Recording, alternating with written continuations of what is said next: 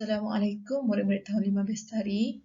Hari ini Ustazah akan sambung lagi pembelajaran kita di rumah, PDPR, tajuk 2 Hari Raya yang Mulia. Kita dah belajar sebelum ni kan, solat sunat Aidilfitri dengan solat sunat Aidil Adha.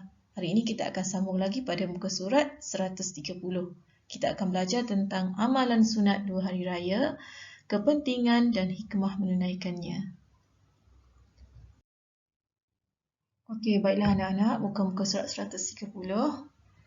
Kita tengok tajuk dekat atas. Okey, nombor 4. Arahan dia perhati dan fahami. Okey, tajuknya ialah lakukanlah amalan sunat 2 hari raya ini. Disuruh kamu amalkan. Apa dia amalan-amalan sunat sebelum solat sunat 2 hari raya? Ataupun pada hari raya tersebut. Okey, sebelum pergi solat itulah. Yang pertama kena mandi sunat 2 hari raya. Mandi sunat hari raya. Okey. Mandi sunat hari raya senang je. Sebelum masa air mula-mula sampai dekat kepala, kamu niat sahaja aku mandi sunat hari raya. Kalau Aidilfitri lah. Kalau Aidil Adha kerana Allah Taala. Sahaja aku mandi sunat hari raya Aidilfitri ataupun Aidil Adha kerana Allah Ta'ala. Okey, itu yang pertama. Yang kedua, memakai pakaian terbaik dan wangian. Okey, biasanya pada hari raya kamu akan memakai pakaian baru, baju baru, seluar baru, tudung baru, kasut baru. Okey, yang tu eloklah kamu lakukan, elok kamu amalkan. Kalau kamu niat kerana Allah Ta'ala, boleh dapat pahala. Okey, kemudian sebelum pergi solat sunat juga, makan sedikit makanan sebelum menunaikan solat sunat Aidilfitri. Okey, untuk solat sunat Aidilfitri disunatkan kamu makan sebelum pergi solat hari raya. Tapi solat Aidil Adha kamu tak disunatkan makan sebelum, tapi selepas. Dia berbeza ya. Kalau solat sunat Aidilfitri kena makan sebelum, sunat makan sebelum solat. Okey, sebelum solat sunat Aidilfitri. Okey, tapi Aidil Adha tidak sunat.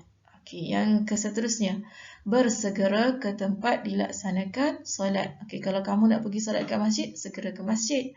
Kalau ke surau, segera ke surau. Mana tempat yang kamu nak pergi? Kena pergi awal. Okey, seterusnya pergi dan balik menggunakan jalan yang berlainan. Okey, kalau ada dua jalan yang berbeza, okey, mula-mula jalan depan masjid, nak balik lalu ikut pintu belakang masjid. Dua jalan balik yang pergi dan balik jalan yang berbeza. Kemudian seterusnya perbanyak bertakbir. Takbir biasalah Allahu Akbar, Allahu Akbar.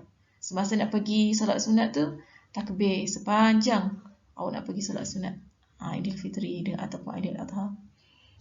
Okey, Allahu Akbar, Allahu Akbar, ataupun nak takbir macam hari raya pun boleh. Allahu Akbar, Allahu Akbar, Allahu Akbar. Okey, takbir perlahan-lahan. Tanda kita memuji Allah, tanda kita membesarkan Allah. Okey, seterusnya ucap taqabbalallahu minna wa minkum. Kalau orang ucap kepada kamu selamat hari raya Aidilfitri, kamu cakaplah taqabbalallahu minna wa minkum, dan saling mendoakan serta bermaaf-maafan. Okey, kemudian berwajah ceria dan senyum kepada setiap orang yang ditemui. Nak pergi masjid, nak pergi jumpa dengan sesiapa sahaja dalam perjalanan ke masjid ataupun nak pergi mana-mana pada hari raya, kena muka ceria dan senyum. Okey, kerana senyuman itu satu sedekah. Okey, perbanyakkan bersedekah. Kalau boleh, semasa nak pergi solat sunat hari raya, sediakan duit kecil. Boleh awak sedekah dalam tabung masjid ataupun surau semasa selepas solat sunat hari raya ataupun sebelum solat sunat hari raya. Okey, saya harap awak boleh faham ya. Okey, amalan sunat selepas solat sunat 2 hari raya. Okey, selepas sembahyang raya, apa amalan sunat yang perlu kita lakukan? Okey, yang pertama, bertakbir selama 3 hari tasyrik untuk Aidil Adha. Hari tasyrik ni hari 11, 12, 13 Zulhijjah. Hari raya kedua, ketiga dan hari keempat disunatkan bertakbir ketiga-tiga hari raya.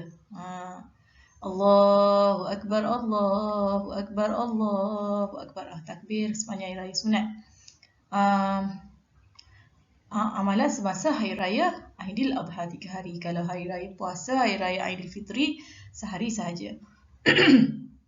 Kemudian yang kedua, disunatkan makan selepas menunaikan solat sunat Aidil Adha.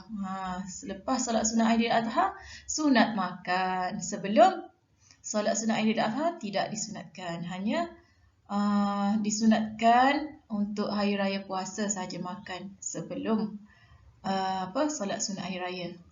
Okey, ketiga, saling ziarah menziarahi. Okey, musim pandemik sekarang ni kita boleh menziarahi tapi kena ikut SOP lah. Kena jaga kebersihan, pakai topeng muka, sentiasa basuh tangan. Boleh ziarah menziarahi tapi ikut keadaan lah. Tambah-tambah keadaan sekarang. Okey.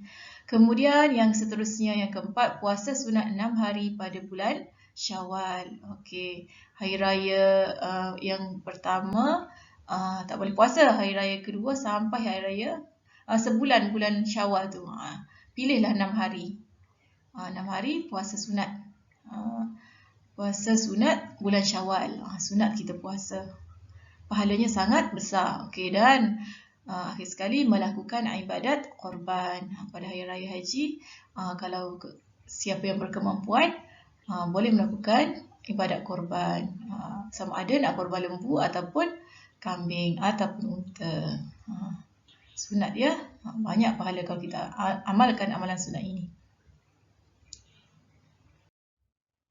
Baik, kepentingan dan hikmah menunaikannya, menunaikan amalan sunat. Apa kepentingan dia? Apa hikmah dia? Okey, kepentingan menunaikannya. Pertama, meningkatkan syiar Islam. Okey, apabila kita melakukan amalan-amalan sunat, kita melakukan solat sunat Aidilfitri dan Aidil Adha, kita meningkatkan syiar Islam ataupun lambang Islam. Orang bukan Islam nampak Islam ini hebat, ada syiar dia, ada lambang dia, ada solat hari raya dia. Okey, seterusnya mengingatkan kebesaran Allah Subhanahu Wa Taala. Allahu Akbar yang kita takbir tu maksud dia Allah Maha besar. Kita membesarkan Allah. Kita mengucapkan Allah itu hebat, Allah itu besar. Kita sentiasa bertakbir kepada Allah sepanjang hari raya. Seterusnya, kepentingan dia memantapkan semangat perjuangan Islam. Kita rasa kita dapat meningkatkan perjuangan Islam kita. Dan akhir sekali, melahirkan masyarakat yang bersatu padu. Semasa hari raya, kita solat sunat hari raya, kita duduk dalam saf, kita dengar khutbah. Okey, perpaduan umat Islam dapat ditambah semasa hari raya. Okey, hikmah menunaikannya. Hikmah menunaikan salat sunat 2 hari raya, amalan-amalan sunat dia kita lakukan. Apa hikmah dia?